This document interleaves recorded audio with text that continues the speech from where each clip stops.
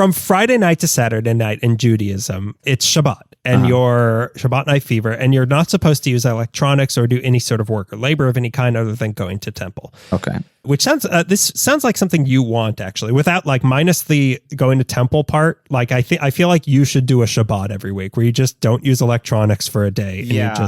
I just want to have like a Tony Soprano morning every morning where you just sit by the pool and stare and you're just like, At the ducks? Yeah, at the ducks. Stare at ducks. ducks. Just him and Holden Caulfield, man. Well, I can't look at pools. They're too scary. So from a strict Orthodox interpretation of this Shabbat, that means you're not supposed to even carry anything on your person. No keys, no tissues, no book. Unidentifiable. Not even medicine or a cane. God forbid, a candy cane. You're not even supposed to push a wheelchair or carry your own children either in your arms or in a stroller. Is there a reason why? Because it's work. It's like physical exertion that you're not supposed to be doing. The exception to this is when you're in your own home, you can do this, but you can't do this outside. Out and about. In ancient times, this posed a problem when they didn't have to worry about carrying an iPhone because chargers weren't invented yet. So what's the point? So yeah, I have it, but it won't load. Yeah, it took 2,000 years for us to charge these things. We're waiting for a Mac update. That update was Christianity. Well, the first Apple product didn't go so well for us. But something people did have to carry around was water to your home from the town well. Yeah. Well, actually. You couldn't do this on Shabbat. So to solve this problem, we turn once again to one of the pillars of LA history, wise King Solomon. So in the 900s BC, he had made, King Solomon, an almost invisible barrier of sorts that would encircle an entire village, that would, in spirit, turn the entire village into one home by essentially combining courtyards, which is why that's what they're called in Hebrew, Eruv Hatzeros, or today just Eruvs. That means combining courtyards. Okay. It was a workaround of sorts to extend the rule of not being able to do these things except inside your home by turning the whole neighborhood into your home. Cool. So it's really, we're pulling a fast one on God. Yeah. It's the word of the Lord, but also there's loopholes. Yeah. He's asleep at the wheel. We quit God a long time ago. We're still collecting his paychecks of manna, but we're not putting the effort in. So there's a few of these around the country, like in San Francisco and New York City. And we have several of them around LA, but the major one is known as the Los Angeles Community Eruv. Okay. So the idea was first started in the 90s by a guy named Howard Witkin when his wife was pregnant so that she'd be able to come to temple on Shabbat once the baby was born. Okay. So you can carry a baby. If you're a woman, you can carry a baby because we'll talk a little bit about work. It's a living. It's a living. I was about to say.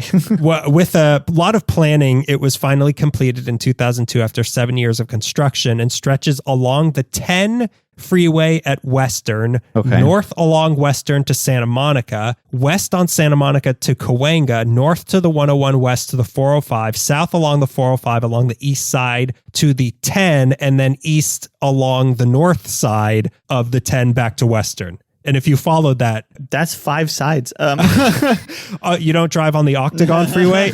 The shape you described is a star.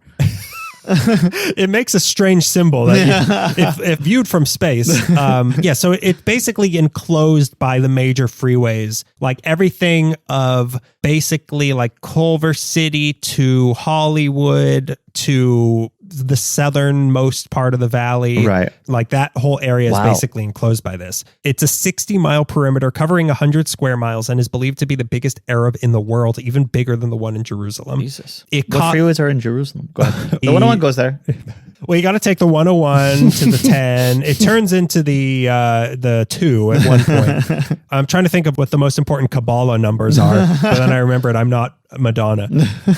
It cost about $250,000, paid for entirely by donations. Oh, wow. Now, why have you never noticed this thing?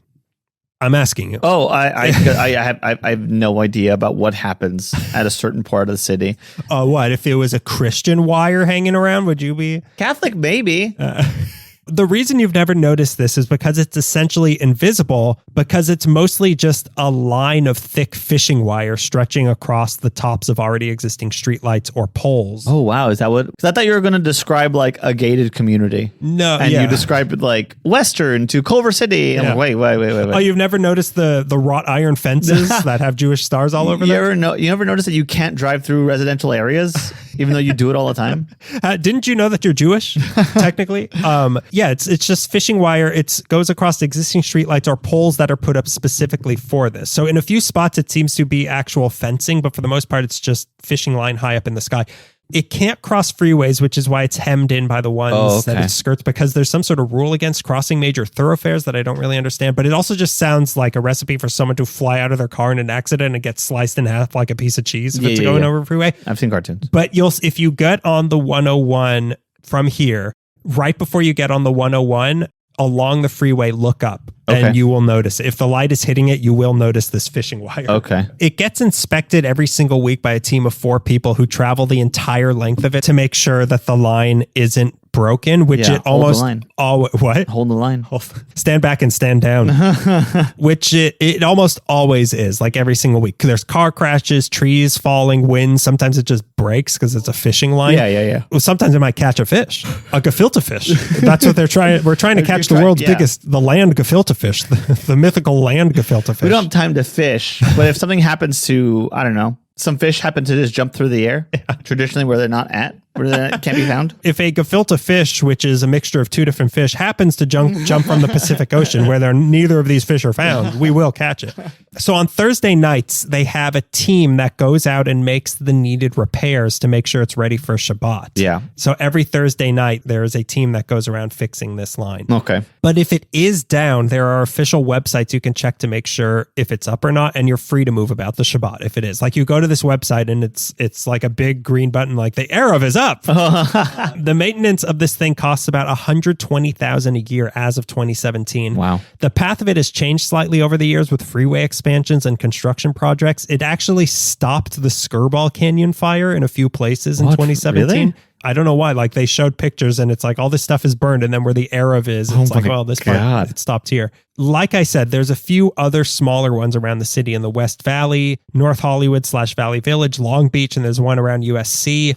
In the early 2000s, they were planning one that would stretch from Santa Monica to Marina Del Rey, but it was opposed by the California Coastal Commission because of its potential to slice birds like cheese. Oh, right. There are also conflicting opinions about them within the Orthodox Jewish community. Some people think the whole thing is kind of silly, but others feel that the very concept is flawed because the fact that it could break during Shabbat without people knowing and thus breaking the spell, as it were, makes the entire idea flawed, and to coin a phrase, unkosher.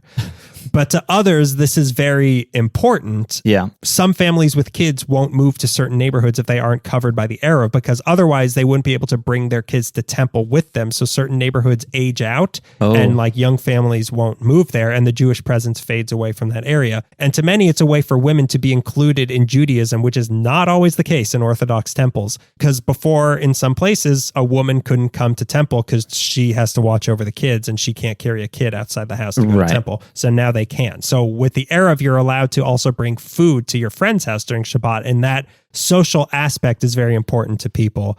You're still not allowed to use electronics or things like that with the Eruv, but it's a modern solution to an old-ass rule that keeps things kosher like it's 1999 BCE.